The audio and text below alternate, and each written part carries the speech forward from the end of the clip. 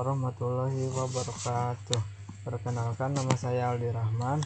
Saya dari Prodi Sistem Informasi dengan NPM 11524005. Di sini saya akan mempresentasikan evaluasi metodologi waterfall dan agile, studi literatur pada sistem perpustakaan TITER 2025. Di sini menggunakan dua metodologi, yaitu waterfall dan agile.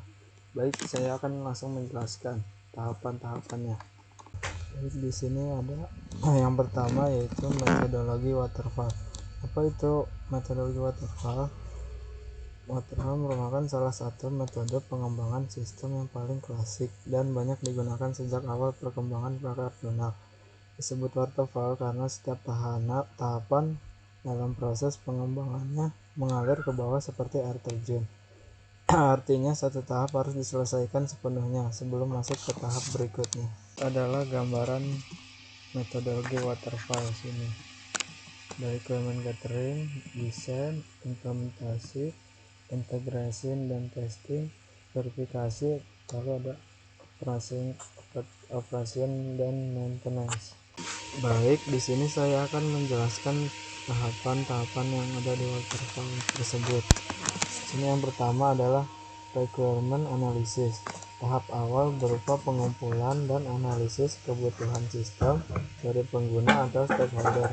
Semua fungsi, spesifikasi teknis, batasan, serta tujuan sistem dicatat dalam dokumen resmi bernama Software Requirement Specification atau SRS. Lalu yang kedua, sistem desain. Dari hasil analisis kebutuhan, dibuat rancangan sistem secara menyeluruh. Rancangan ini meliputi arsitektur sistem, database, diagram alur, rancangan antarmuka pengguna atau UI, serta algoritma yang diperlukan. Lalu ada yang ketiga, implementasi atau coding. Tahapan ini adalah proses menerjemahkan desain sistem ke dalam bahasa pemrograman. Developer membuat modul-modul program sesuai desain, lalu diuji secara unit sebelum diintegrasikan. Lalu yang keempat, itu integration and testing. Setelah semua modul selesai, modul digabungkan menjadi satu sistem utuh. Sistem diuji untuk memastikan setiap fungsi berjalan sesuai kebutuhan dan bebas error.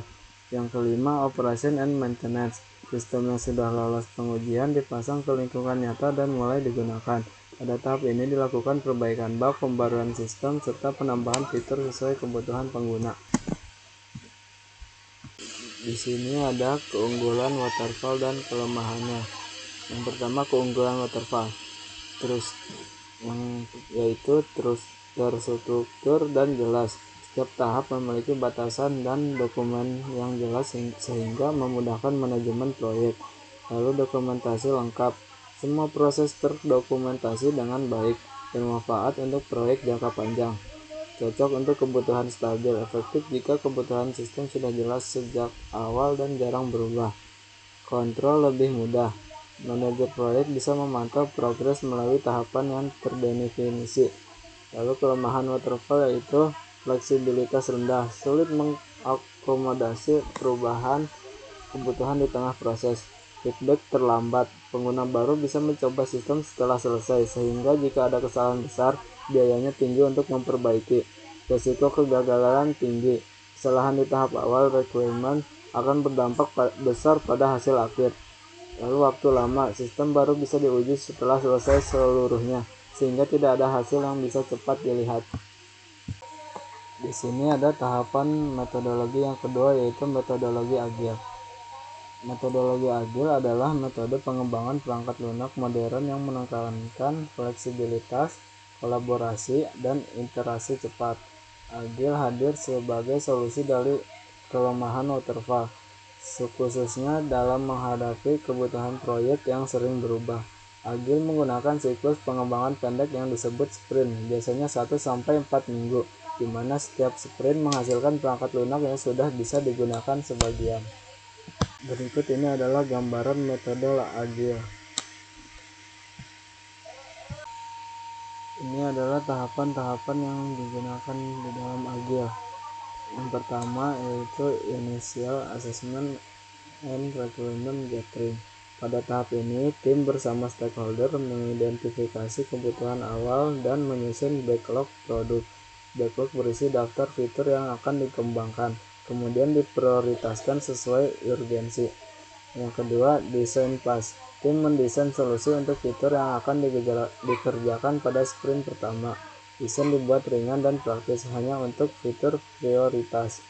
Yang ketiga, development phase atau sprint. Tim mulai mengembangkan fitur sesuai backlog. Setiap sprint biasanya berfokus pada fitur prioritas. Hasil sprint berupa perangkat lunak yang sudah bisa digunakan meski belum sempurna. Lalu yang keempat yaitu testing phase. Fitur yang dikembangkan diuji oleh tim QA dan juga pengguna. Hasil pengujian segera diperbaiki. Lalu yang kelima, implementation and feedback. Fitur yang sudah lolos uji langsung dirilis untuk digunakan. Pengguna memberikan umpan balik yang kemudian dipakai untuk memperbaiki sprint berikutnya. Setelah setiap sprint selesai, tim melakukan review dan retrospektif untuk evaluasi kerja. Lalu di sini ada keunggulan dan kelemahan agile. Di sini yang pertama, keunggulan agile, fleksibilitas tinggi, mudah menyesuaikan dengan perubahan kebutuhan kapanpun. Feedback cepat, pengguna langsung mencoba fitur baru di setiap sprint. Risiko lebih kecil, kesalahan cepat terdeteksi karena sistem diuji bertahap. Cepat memberi manfaat, fitur bisa digunakan meski sistem belum 100% selesai. Kolaborasi kuat, melibatkan stakeholder dalam setiap tahapan. Lalu kelemahan agile, membutuhkan tim berpengalaman, disiplin tinggi dan komunikasi intens diperlukan. Dokumentasi minimal, bisa jadi masalah untuk proyek besar dengan regulasi ketat. Rentan scope creep, proyek bisa melebar jika perubahan tidak dikontrol. Tidak selalu cocok untuk proyek besar dengan kebutuhan dokumentasi formal. Sekian presentasi dari saya. Apabila ada kesalahan kata mohon dimaafkan. Wassalamualaikum warahmatullahi wabarakatuh.